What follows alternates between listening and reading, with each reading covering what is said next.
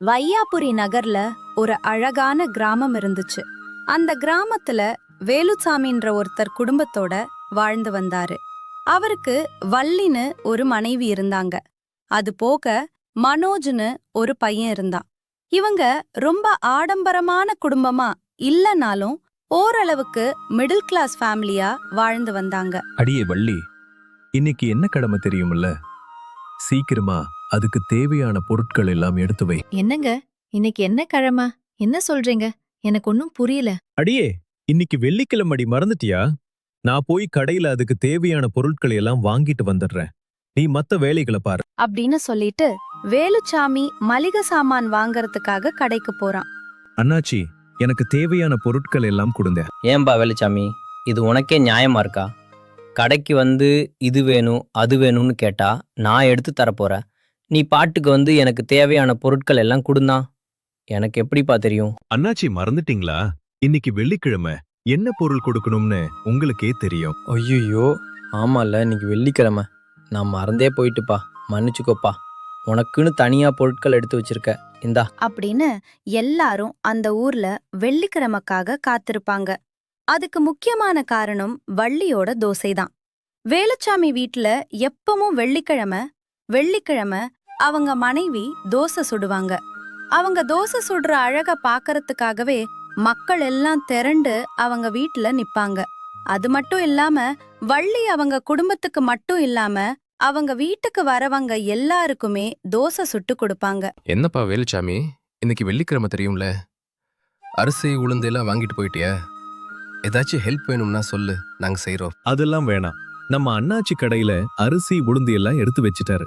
இனி வீட்டுக்கு போய் மாவு அரைச்சா போதும். மத்ததெல்லாம் வள்ளி பாத்துக்குவா. 1000 தான் இருந்தாலும் வெள்ளிக்கிழமை நைட்டு மாதிரி வருமாப்பா?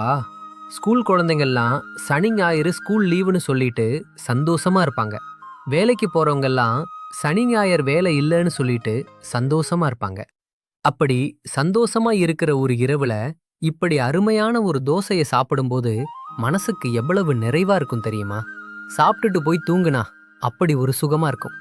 காலையில் லேட்டாக எந்திரிச்சாலும் கவலை இல்ல. இப்படி அந்த ஊர்ல எதுக்காக எல்லாரும் ஏங்குறாங்களோ இல்லையோ, வெள்ளிக்கிழமை நைட்டுக்காக எல்லாரும் ஏங்குவாங்க. காரணம் வள்ளியோட தோசை. அம்மா, எனக்கு ஒரு டவுட்டுமா. எப்படி உன்னோட தோசை மட்டும் இவ்வளவு டேஸ்டா இருக்கு?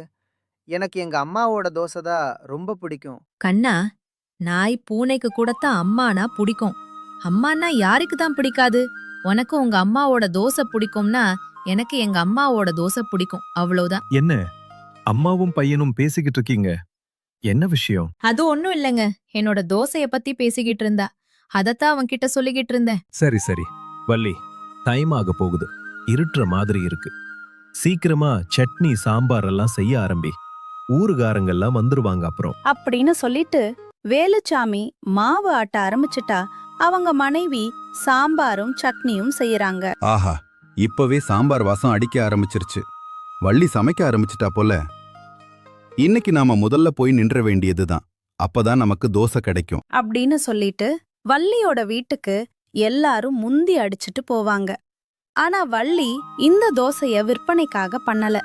அவங்க ஊர்ல இருக்கிற எல்லாரும் தன்னோட அக்கா தங்கச்சி அண்ணன் தம்பி இந்த மாதிரி நினைச்சுக்கிட்டு தான் அவங்களுக்கு தோசை செஞ்சு தராங்க. ஏம்மா வள்ளி, இந்த வெள்ளிக்கிழமை ஒரு நாள் நீ எல்லாத்துக்கும் சலிக்காம தோசை சுட்டு போடுறியே, இது எப்படிமா ஸ்டார்ட் ஆச்சு? இதோ உங்க பக்கத்துல சரோஜான்னு ஒருத்தி நிக்கிறா பாருங்க, அவகிட்ட கேளுங்க.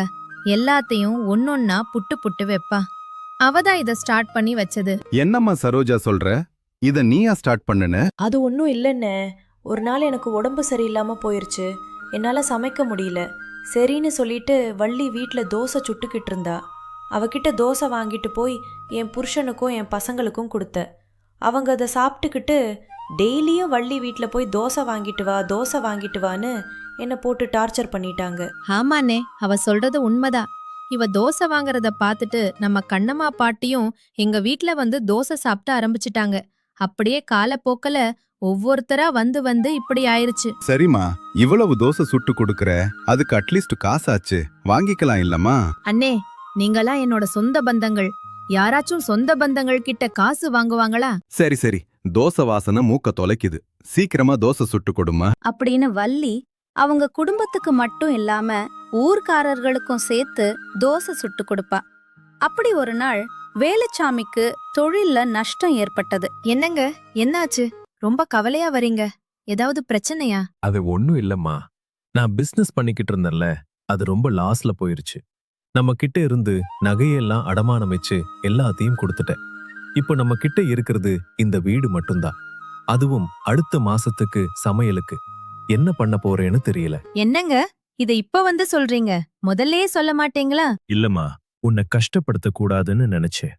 ஆனா இப்போ அதுவே நமக்கு ஒரு பிரச்சனையா வந்து முடிஞ்சிடுச்சு. இப்படி ரொம்ப வறுமையில இருந்தாங்க அவங்க.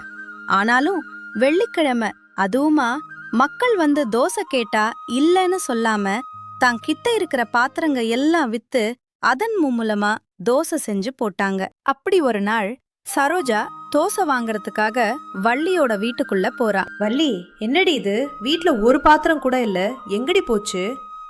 உங்க வீட்ல அவ்வளோ பாத்திரம் இருந்துச்சுல்ல?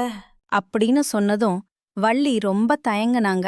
வேலுச்சாமியும் ரொம்ப தயக்கமா இருந்தான். வள்ளி, சொல்லுடி, என்னடி ஆச்சு? அண்ணே, நீங்களாச்சும் சொல்லுங்க அண்ணே, என்ன ஆச்சு? இல்லம்மா, தொழில்ல கொஞ்சம் கடன் பிரச்சனை ஆயிடுச்சு. அதனால வீட்ல இருக்கிற நகை பாத்திரம் எல்லாம் அடமானம் வச்சு கடனை கொடுத்துட்டேன். அதுதான் வீட்ல இருந்து ஒரு பாத்திரமும் இல்ல. அண்ணே, அப்படி இருந்தும் நீங்க மக்களுக்காக உதவி பண்றீங்க. நீங்க நினைச்சா தோசை இல்லைன்னு ஒரு வார்த்தை சொல்லியிருக்கலாம்ல. ஏன்னா இப்படி பண்றீங்க? இல்லம்மா, நம்மள நம்பி வந்துட்டாங்க. வந்தவங்களுக்கு இல்லன்னு சொல்ல முடியல. அதுதான். அப்படின்னு சொன்னதும் சரோஜா ஊர் மக்களிடம் போய் இந்த பிரச்சனைய பத்தி சொல்றாங்க. ஏன்பா, நம்மளும் வார வாரம் வெள்ளிக்கிழமையா வள்ளி வீட்டுல போய் வயிறு முட்டை தோசை திங்கிறோம். என்னைக்காவது ஒரு நாளாவது அவங்களுக்கு நம்ம உதவி பண்ணணும்னு நினைச்சிருக்கோமா? இப்போ நான் சொல்ற நம்ம மக்கள் எல்லாரும் சேர்ந்து காசு போட்டு வேலுச்சாமியோட கடனை அடைகிறோம். அவனோட நகைகளை எல்லாம் திரும்ப வாங்குறோம். இதுக்கு யார் ஒத்து வரீங்க? அப்படின்னு சொன்னதும் ஊர் மக்கள் எல்லோரும் வள்ளியும் வேலுச்சாமியும் செஞ்ச உதவிய மனசுல வச்சுக்கிட்டு எல்லாரும் அவங்கவங்க காசு போட்டு வேலுச்சாமியோட கடனை அடைச்சிட்டு அவங்க நகைய மீட்டுட்டாங்க. மறுபடியும் வள்ளியும் வேலுச்சாமியும் பழையபடி வெள்ளிக்கிழமைனா தோசை சுட்டு கொடுக்க ஆரம்பிச்சிட்டாங்க. அதே மாதிரி பழைய வாழ்க்கையும் வாழ ஆரம்பிச்சிட்டாங்க. அப்போ வேலுச்சாமி அவனோட பையன்கிட்ட இப்படி சொல்றான். தம்பி, இது உன்னோட அம்மா இல்லப்பா. இவ நம்மளுக்கு எல்லாம் சாமி மாதிரி. உங்க அம்மா செஞ்ச உதவியில தான் நம்ம இப்ப பழைய நிலைமைக்கு வந்திருக்கோம். தானத்திலேயே சிறந்த தானம் அன்னதானம். அதே போல மாதா, பிதா, குரு, தெய்வம். முதல்ல இருக்கிறது மாதா. நம்ம அம்மாவை நம்ம எந்த அளவுக்கு பார்த்துக்குமோ நம்ம அந்த அளவுக்கு வாழ்க்கையில நல்லா இருப்போம்.